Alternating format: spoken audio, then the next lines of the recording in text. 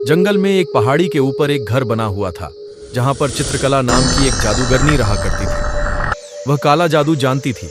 पहाड़ी के नीचे एक गांव बसा हुआ था, जहां पर जादूगरनी ने कब्जा किया हुआ था। गांव के लोग जादूगरनी से बहुत डरा करते थे। उन्हें पता था, अगर जादूगरनी को गुस्सा आया तो वह अपने जादू से पूरे गांव को खत्म कर सकती है। इसीलिए गांव के सभी लोग जादूगरनी को खुश करने के लिए अपनी कमाई का एक हिस्सा उसे दिया करते थे। कई सदियों से यही परंपरा चली आ रही थी। गांव के लोग बूढ़े होकर मर जाते थे, लेकिन जादूगरनी हमेशा जवान और खूबसूरत बनी रहती थी। कोई भी इसका राज नहीं जानता था। राकेश नाम का एक युवक उसी गांव में रहता था। वह खेती किया करता था। उसे अपनी फसल का आधा हिस्सा जादूगरनी को देना पसंद नहीं था। एक बार उसने अपनी माँ से कहा कि इस बार हम जादूगरनी को फसल नहीं देंगे। उसकी माँ ने कहा, नहीं बेटा, हम ऐसा नहीं कर सकते। वह जादूगरनी बहुत खतरनाक है। एक बार पहले भी एक व्यक्ति ने ऐसा करने का प्रयास किया है।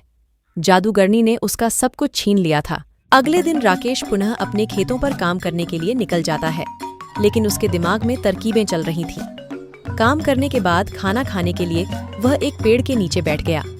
दयानंद चाचा भी वहीं आ गए। उनका खेत पास ही में था। दोनों बातें करने लगे। बाद में बातों में राकेश ने दयानंद चाचा से जादूगरनी के बारे में पूछा, चाचा, क्या कोई ऐसी तरकीब नहीं है जिससे हम जादूगरनी को हरा सके?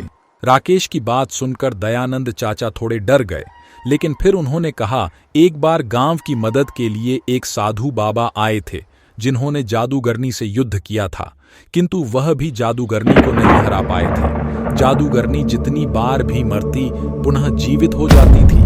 साधु बाबा तो गांव से भाग गए, लेकिन जाने से पहले उन्होंने कहा था कि जादूगरनी की जान किसी और चीज में बंद है, उसे हराया नहीं जा सकता। राकेश ने पूछा, अब वह साधु बाबा कहाँ रहते हैं? दयानंद चाचा ने बताया कि वह चित्रकूट गांव के पास एक आश्रम में रहते हैं। अगले दिन राकेश चित्रकूट गांव की ओर निकल पड़ता है। गांव में पहुंचकर लोगों से बात करने पर उसे पता चलता है कि साधु बाबा गांव के बाहर जंगल में रहते हैं। बहुत ढूंढने के बाद राकेश साधु बाबा के आश्रम में पहुंच जाता है। साधु बाबा ने राकेश को बताया कि उसे जादूगरनी में इतनी शक्ति इसलिए है क्योंकि उसकी जान कहीं और कैद है।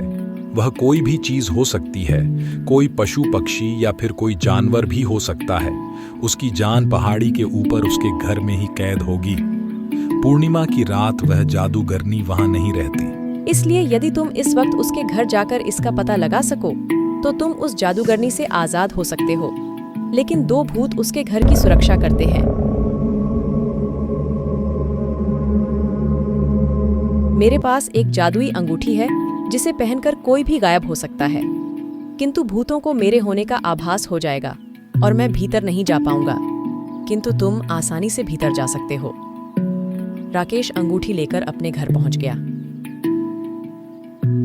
और पूर्णिमा की रात को जादूगरनी के घर की ओर निकल पड़ता है। अंगूठी को पहनते ही राकेश गायब हो जाता है। रास्ते में राकेश बहुत से जंगली जानवर मिलते हैं, लेकिन कोई भी उसे देख नहीं पाता। वह जादूगरनी के घर पहुंच जाता है। वहां जाकर वह देखता है कि दो भूत वहां पहरा दे रहे थे, किंतु भूत राकेश को देख नहीं पाए। वह सीधा जादूगरनी के घर में प्रवेश कर जाता है, किंतु वहां पर राकेश को कोई पशु पक्षी और जानवर नहीं मिलता जिसमें जादूगरनी की जान कैद हो। लेकिन उसे जादूगरनी की छड़ी मिल जाती है। छड़ी हाथ में लेते ही उसे एक दरवाजा दिखाई पड़ता है। राकेश दरवाजे के अंदर प्रवेश कर जाता है। वहां अंदर जाकर वह देखता है कि एक चुड़ैल एक पिंजरे को नजर रखे हुए थी, जिसमें एक तोता कैद था। राकेश समझ जाता है कि जादूगरनी की जान इसी तोते में होगी। राकेश जादूगरनी की छड़ी को हवा में लहरता है और चुड़ैल की ओर कर देता है। छड़ी की शक्ति से चुड़ैल जलकर भस्म हो जाती है। फिर वह तोते को भी मार देता है। तोते के मरते ही जादूगरनी भी मर जाती है।